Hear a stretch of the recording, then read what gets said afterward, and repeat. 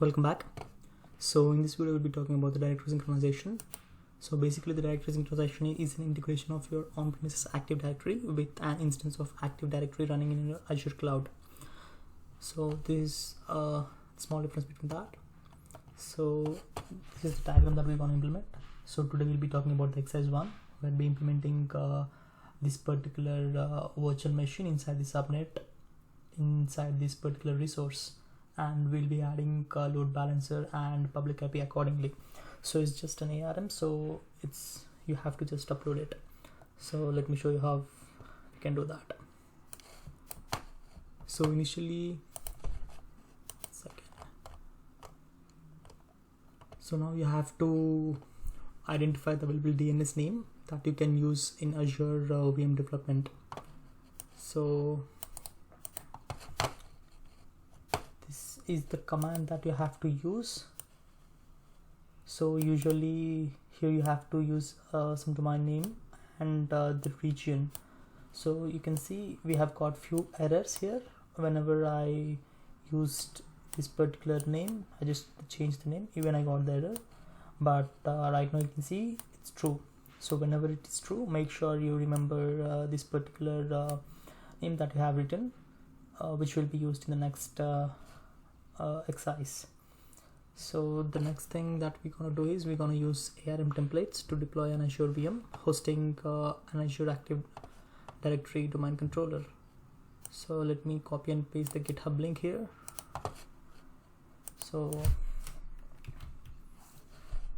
this is the GitHub link which is provided in the GitHub. So just click enter, and you can see here there is a deploy to Azure. Click that.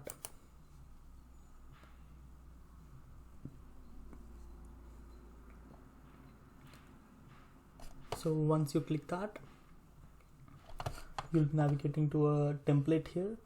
So here you have to edit the parameters. Click edit, and here you have to load the file. So click load file, and you'll be inside lab 6, which is Active Directory new domain. In this you have to go to the Azure deployment.parameters.json. So this is the file that you have to upload. Click that and then save it. And I'm just making it as east-us, and it will be student according to the docs. So change it to student, and keep your own password here. So and here the DNS that you have used in the previous video, which is the cloud security. So this is the one which I have used, and that's it. You just need to review and create. So you'll be popping up, and here you just need to click create. Validation is failed since there is no resource that I added. So you have to add this resource group. Initially it will be not created. You have to just create new and add the name here, which is AZ500 lab 06. So once it is done, you can just create it. So pretty much this is for the exercise 1. So once you deploy, this particular architecture will be created for you for the exercise 1. So I hope you guys have understood the concept here. If you like the video, please click like below, and if you're not subscribed to my channel, please do subscribe to my channel, and thank you guys.